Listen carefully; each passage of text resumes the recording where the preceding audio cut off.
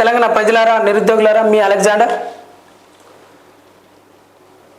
ఈ లెటర్ ప్రస్తుతం మనం చూస్తున్న లెటరు మెయిన్స్ అభ్యర్థులు, గ్రూప్ 1 రాయబోతున్న మెయిన్స్ అభ్యర్థులు అక్టోబర్ 21 నుండి 27 వరకు మెయిన్స్ రాయబోతారు. ఈ మెయిన్స్ అభ్యర్థులకు వచ్చిన ఆపద వల్ల బాధ ఏంటంటే, ఈ గ్రూప్ 1 మీద మనం ఇంతకుముందుకు ఏదైతే మాట్లాడినామో ఆ అంశాలు ఏవైతే ఉన్నాయో 33 అంశాల మీద 15 కేసులు హైకోర్టులో పడ్డాయి. హైకోర్టులో పడితే అవి ఎస్టీ రిజర్వేషను, ఈడబ్ల్యూఎస్, మరి జీవో 29 వర్సెస్ జీవో 55, మరి లోకల్ నాన్ లోకల్,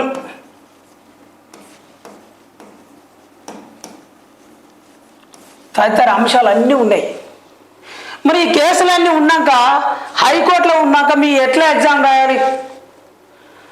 గతంలో 2011లో ఏపీ ప్రభుత్వం ఏం చేసిందంటే, ఇట్నే అడ్డగోలుగా తీసుకొచ్చి ఎగ్జామ్స్ పెడితే ఏపీపీఎస్సి వాళ్ళు ఎగ్జామ్ కండక్ట్ చేస్తే 2016లో మెయిన్స్ రాసినాక ఉద్యోగాలు ఇచ్చినాక అది రద్దు అయింది. మరి ఎన్నిసార్లు ఇట్లా రద్దు చేస్తారు? తెలంగాణ నిరుద్యోగులు ఇంకెన్ని సంవత్సరాలు చదవాలి? 10 సంవత్సరాల నుండి 10 ఇయర్స్ నుండి చదువుతూనే ఉన్నారు. వాళ్ళు 10 ఇయర్స్ నుండి గ్రూప్ 1కి, గ్రూప్ 2కి, 3కి చదువుతూనే ఉన్నారు. ఈ విధంగా ఎట్లా ఎంతకాలం చదువుకుంటూ పోవాలి? ఈ కోర్టు కేసులన్నీ క్లియర్ చేసిన తర్వాతకి ఎగ్జామ్ పెట్టాలని చెప్పేసి మెయిన్స్ అభ్యర్థులు టీజీపీఎస్సికి వాళ్ళు లేఖ రాసిర్రు. టీజీపీఎస్సికి, సార్ దయచేసి మరి ఈ కోర్టు కేసులను పరిష్కరించిన తర్వాతకి పెట్టమని, అవసరమైతే ఎగ్జామ్ బ్యాన్ చేయమని, దాన్ని క్యాన్సిల్ చేయమని చెప్పారు. దానికి సంబంధించిన లెటరే. Date on 27 September 2024 TGPSC at Hyderabad to the chairman Telangana state public service commission, Telangana TGPSC, Pratibha Bhavan, MJ road, Patel Nagar, Goshamahal north, Nampally, Hyderabad, Telangana 5,01,000. ఇది వీళ్ళకి సంబంధించిన ఏదైతే టీజీపీఎస్ అడ్రస్.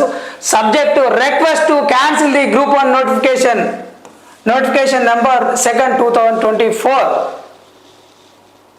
అది వాళ్ళు ఎగ్జామ్ క్యాన్సిల్ చేయండి సార్, ఇన్ని కేసులు ఉన్నాయి, అది పోయినా కూడా మళ్ళీ ప్రాబ్లం అవుతుంది.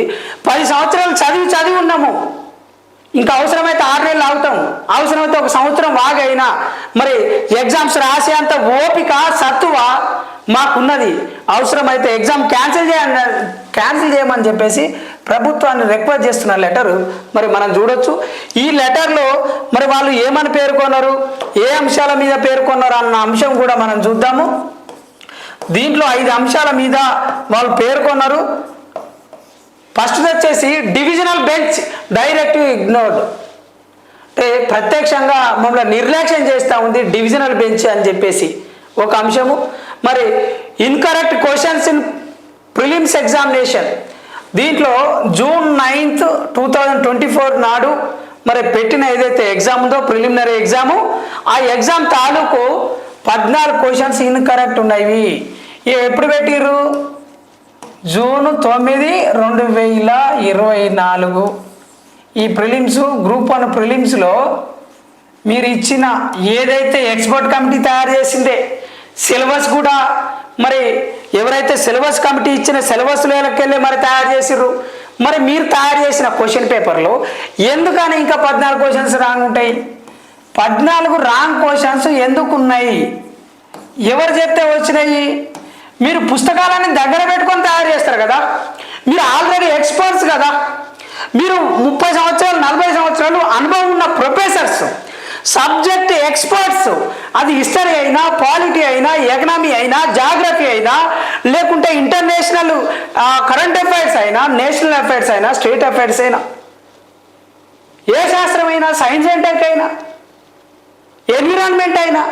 మీరు అందరు సబ్జెక్ట్ ఎక్స్పర్ట్సే 150 క్వశ్చన్లనే కరెక్ట్ చేయకపోతే 150 క్వశ్చన్ పేపర్స్, ఈ క్వశ్చన్ పేపర్లో 150 కేవలం 150 క్వశ్చన్స్ కరెక్ట్గా ఇవ్వకపోతే ఎట్లా ఎక్స్పర్ట్ కమిటీ అవుతారు, ఎట్లా సబ్జెక్ట్ నిపుణులు అవుతారు? మరి దీంట్లో హైకోర్టులో వేసిన కేసుకి మరి 14 క్వశ్చన్స్ రాంగ్ క్వశ్చన్స్కే 4 వారాలు అడిగిండు. 4 వారాల టైం ఎందుకండి? ఆల్రెడీ 3-4 నెలలు టైం తీసుకున్నారు 150 క్వశ్చన్లు తయారు చేయడానికి. నిన్న సెప్టెంబర్ 27వ తారీఖు నాడు ఆర్గ్యుమెంట్ జరిగితే మరి దీన్ని కూడా మళ్ళా 30వ తారీఖు పోస్ట్ పోన్ చేశారు. మళ్ళా 30వ తారీఖు. ఆనరబుల్ జస్టిస్ పుల్లా కార్తిక్ సార్, మీకు దండం పెట్టి చెప్తా ఉన్నాము, నిరుద్యోగుల యొక్క ఉసురు టీజీపీఎస్సీ తెలంగాణ ప్రభుత్వం పోసుకుంటుంది. మీ ఆధ్వర్యంలో నిరుద్యోగులకు న్యాయం జరుగుతుందని చెప్పేసి మీ బెంచ్ని నమ్ముతున్నారు. మరి మీరు కూడా కాలయాపన చేయకుండా మీ దగ్గర అన్ని ఆధారాలు ఉన్నాయి, ర్యాంక్ కోసం సంబంధించి ఉన్నాయి, జీవో 29 సంబంధించి ఉన్నాయి, జీవో 55 కంటెంప్ట్ ఆఫ్ ది కోర్టుకు సంబంధించిన, కోర్టు ధిక్కరణకు సంబంధించిన జడ్జిమెంటు గతంలో మరి ఓపెన్ మెరిట్ మీద సుప్రీంకోర్టు ఇచ్చిన తీర్పు కూడా మీకున్నది. సుప్రీంకోర్టు ఇచ్చిన జడ్జిమెంటు మీ దగ్గర కోర్ట్ ఆఫ్ రికార్డ్స్లో ఉంటుందిగా. సుప్రీంకోర్టు కోర్ట్ ఆఫ్ రికార్డ్స్లో ఉంటుంది. ఈ కోర్ట్ ఆఫ్ రికార్డ్స్లో ఆల్రెడీ ఏముంటుంది? రీసెంట్గా ఇచ్చిన ఓపెన్ మెరిట్ మీద ఆల్రెడీ మీ దగ్గర జడ్జిమెంట్ ఉన్నది. సార్, టీజీపీఎస్సీ తెలంగాణ ప్రభుత్వము మీరు ఏదైతే ఓపెన్ మెరిట్ తీసుకోవాలని షార్ట్ ఫాల్ పేరుతో చేసిన ఏదైతే మోసం కుట్ర ఉందో, ఈ 563 పోస్టులకు గాను 1:50 ఇస్తున్నది ఏదైతే ఉందో దీంట్లో తప్పనిసరిగా మోసం ఉన్నది. ఇది 1:50 అయింది, 57 అయింది. మరి గతంలో వచ్చిన జీవో 55లో మరి సోషల్ రిజర్వేషన్స్ దాంట్లో పాటించారు. జీవో 29లో మీరు ఎత్తేసిరని మీకు తెలుసు. జీవో 29లో ఇచ్చిన ఏదైతే ఈ తప్పుల తరగతి నోటిఫికేషన్ ఉందో మీకు తెలుసు. లేకుంటే యాడ్ అమెండ్మెంట్ చేసి మరి వాళ్ళకి సంబంధించిన దాంట్లో ఈ జీవో 29కి సంబంధించి మరి టీజీపీఎస్సీ ప్రతిష్టాత్మకంగా ఇచ్చిన నోటిఫికేషన్లో కూడా జీవో 29లో కూడా పేరా నెంబర్ బాగా గుర్తుపెట్టుకోండి, పేరా నెంబర్ 18లో క్లియర్ కట్గా రాసి పెట్టుంది ఏంది ఇచ్చిన నోటిఫికేషన్ని. సదా టీజీపీఎస్సీ అనే ఒక రాజ్యాంగబద్ధ సంస్థ ఇచ్చిన ఆ నోటిఫికేషన్ని ప్రతిష్టాత్మకంగా నిర్వహిస్తున్నటువంటి గ్రూప్ 1 ఏదైతే ఎగ్జామ్ తాలూకున్నదో దాన్ని అమెండ్మెంట్ చేయొచ్చు, దానికి సంబంధించి మరి చేంజెస్ చేయొచ్చు, నోటిఫికేషన్ని క్యాన్సిల్ చేయొచ్చు, మాడిఫై చేయొచ్చు అనేది కూడా ఉన్నదిగా. మరి ఎందుకని జీవో 55 ఉన్న దాంట్లో విత్డ్రాయల్ అని మాత్రమే ఉంది, క్యాన్సిల్ అని లేదు కదా దాంట్లో. జీవో 55లో గతంలో వచ్చిన దాంట్లో విత్డ్రా అని ఉంది, క్యాన్సిల్ అని లేదు. మరి మీరేం చేశారు? దాన్ని క్యాన్సిల్ అని పెట్టుకున్నారు. మరి క్యాన్సిల్ అంటున్నారు, విత్డ్రా అంటున్నారు. మరి ఎందుకని మోసం చేస్తూ ఉన్నారు? ఎవరిని అడిగి రీనోటిఫికేషన్ చేసిర్రు? ఎవరిని అడిగి 60 పోస్టులు పెంచారు? ఎవరిని అడిగి జీవో 29 తెచ్చిర్రు? జీవో 29 తెమ్మని ఓ 10-20 మంది తెమ్మంట తెస్తారా? లేదనంటే అందరి అభిప్రాయాలు తీసుకోవాలి కదా. కొంతమంది చెప్పిర్రు, ఆ బల్మూరు వెంకట సార్ చెప్పినా, లేదు కోదండరామ్ సార్ చెప్పినా, గౌరవనీయులు మరి మండల శాసనసభ్యులు వాళ్ళు చెప్పినా మరి తీసుకొస్తారా? మరి పార్టీ వ్యక్తులు మేధావులు చెప్తే వింటారా మీరు? మరి కంటెంప్ట్ ఆఫ్ కోర్టు కింద మరి ఇప్పటికీ ఆర్గ్యుమెంట్ జరుగుతూ ఉంది. మరి 30వ తారీఖు ఏం జరుగుతూ ఉంది అనేది కూడా తర్జన ఉన్నది. ఈ మెయిన్స్ అభ్యర్థులు డైరెక్ట్ ఎగ్జామ్ క్యాన్సిల్ చేయండి అని చెప్పేసి లెటర్ పెట్టిర్రు. దీంట్లోకి సంబంధించినవే డివిజనల్ బెంచ్ మరి మమ్మల్ని నిర్లక్ష్యం చేస్తూ ఉంది. ర్యాంక్ క్వశ్చన్ సంబంధించిన ప్రాబ్లం ఉన్నది. మరి GO 29 violation of reservation system కూడా ఉన్నది. వయోలేషన్ ఆఫ్ రిజర్వేషన్ సిస్టము మరి చాలా ప్రమాదకరము. మరి సబ్బండ వర్గాలు SC ST BC minority transgenders మహిళలు మరి వికలాంగులు వీళ్ళందరూ కూడా ఇబ్బంది పడతా ఉన్నారు. నాన్ లోకల్ ఇష్యూ కూడా ఉన్నది. Non local we are not given option for the zonal performance in the application అని చెప్పేసి చెప్తా ఉన్నారు. అంటే మల్టీ జోన్ 1, మల్టీ జోన్ 2 వీటికి సంబంధించి కూడా క్లియర్ కట్గా లేదు. ఈ లోకల్ నాన్ లోకల్ విషయంలో కూడా 5% ఇస్తే ఈ 5%లో కూడా అందరూ వస్తారు. మరి కేవలం మరి ఏపీ ఇతర రాష్ట్రాలే కాదు, మరి దీంట్లో కూడా మీరు క్లియర్ కట్గా మెన్షన్ చేయలేదు. You are belongs to Telangana అని మెన్షన్ చేయలేదు. ఆడేం పెట్టిరు ఆ ప్లేస్లో? You are belongs to India అని పెట్టిరు. ఇండియా అంటే 29 రాష్ట్రాలలో వస్తారు. 29 రాష్ట్రాలలో వచ్చి తెలంగాణ నిరుద్యోగుల మట్టి కొట్టాలి, తెలంగాణకు సంబంధించిన అవకాశాలను మట్టి కొట్టాలి.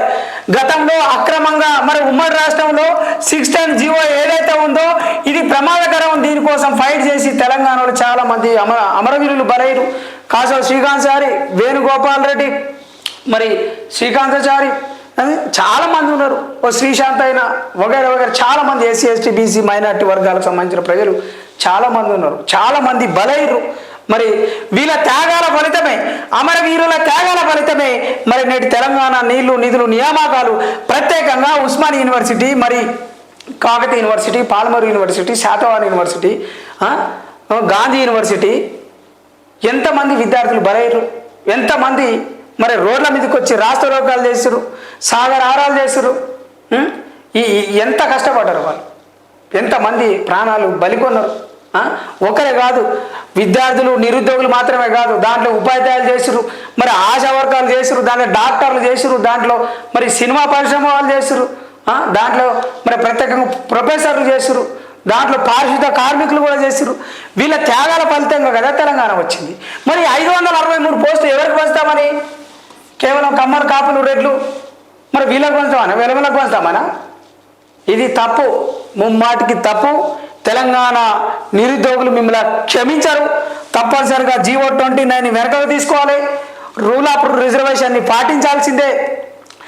ఎస్టీ రిజర్వేషన్ మీద క్లారిటీ రావాల్సిందే. ఈడబ్ల్యూసీ మీద క్లారిటీ రావాల్సిందే. మరి అన్ని వర్గాలకి న్యాయం జరిగేలా ప్రభుత్వం తప్పనిసరిగా చూడాలి. ఒకవేళ వీళ్ళని పట్టించుకోకపోతే, ఒకవేళ వీళ్ళని ఇట్లా నిర్లక్ష్యం చేస్తే మరి ఈ నిర్లక్ష్యం తాలూకు బాధ్యులు ఎవరు? ఈ నిర్లక్ష్యం తాలూకు ఒకవేళ తెలంగాణ ప్రభుత్వము టీజీపీఎస్సీ కాంగ్రెస్ ప్రభుత్వం వహిస్తుందా? కాంగ్రెస్ ప్రభుత్వము నిరుద్యోగుల యొక్క గోస, ఈ నిరుద్యోగుల యొక్క గోసకి ఆర్తనాదానికి మరి ఎవరు బాధ్యులు? ప్రభుత్వం తీసుకుంటారా? మేమేం చెప్తుందా? చెప్పదు. మళ్ళా ఎన్నికలు వస్తే మళ్ళీ నిరుద్యోగులను అడ్డం పెట్టుకొని మళ్ళీ వాళ్ళ నోట్లో మట్టి కొడతా ఉంటుంది. ఏవో క్లియర్ కట్గా రాసిరు. వీళ్ళ పేర్లు కొంచెం రబ్ చేస్తున్నాం, ఎందుకనంటే వాళ్ళ అభ్యర్థులు మెయిన్స్ రాసే వాళ్ళు కూడా వాళ్ళ మీద ఫోకస్ ఉంటుంది కాబట్టి 27th సెప్టెంబర్ 2024 నాడు Telangana public service commission Hyderabad ఇలా మోరేసిర్రు. మేము ఒక 26 మందిని మెయిన్స్ రాసే అభ్యర్థులము ఈ ఎగ్జామ్ క్యాన్సిల్ చేయండి అని చెప్పేసి వేడుకుంటున్నాము. హైకోర్టులో ఉన్న కేసుల రీత్యా ఆ గ్రౌండ్స్ అన్ని స్ట్రాంగ్ ఉన్నాయి. దయచేసి మా యొక్క అభ్యర్థనని, మా రిక్వెస్ట్ని మన్నించండి, మా గురించి ఆలోచించండి అని చెప్పేసి వాళ్ళు చెప్తా ఉన్నారు. వాళ్ళు మరి వాళ్ళ బాధలకి, వాళ్ళ కన్నీళ్ళకి, వాళ్ళ కష్టాలకి తప్పనిసరిగా న్యాయం జరగాలి. నిరుద్యోగుల తరపున తెలంగాణలో మరి గ్రూప్ 1 రాయబోతున్న ఎవరైతే అభ్యర్థులు ఉన్నారో వాళ్ళు ప్రిలిమ్స్లో నష్టపోయిన వాళ్ళు, మెయిన్స్ రాయబోతున్న వాళ్ళు, మరి 1, 2, 3 మరి వీటికి సంబంధించిన అభ్యర్థులు ప్రత్యేకంగా ఏ ఒక్క నిరుద్యోగి కన్నీళ్ళు వస్తే వాళ్ళ తరపున మేముంటాం, వాళ్ళ తరపున మీ గొంతెత్తుతాం. నిరుద్యోగులకి అన్యాయం జరిగితే ఎన్ఐన్ మీడియా ద్వారా మేము ప్రశ్నిస్తామని చెప్పేసి ప్రత్యేకంగా టీజీపీఎస్సీని, తెలంగాణ ప్రభుత్వాన్ని రిక్వెస్ట్ చేస్తూ ఉన్నాము. మళ్ళీ రిక్వెస్ట్ చేస్తూ ఉన్నాము. తెలంగాణ నిరుద్యోగులకి న్యాయం చేయండి, వాళ్ళ జీవితాల్లో వెలుగులు తీసుకురండి. నిరుద్యోగుల ప్రభుత్వమా మరి ప్రజా పరిపాలన పేరుతోటి కాంగ్రెస్ ప్రభుత్వము మరి కొంతకాలం సజావుగా సాగాలంటే మీరు పేద ప్రజల పక్షాన, నిరుద్యోగుల పక్షాన నిలబడాలని చెప్పేసి ఎన్ఎన్ మీడియా ద్వారా కోరుకుంటున్నాం. Thank you.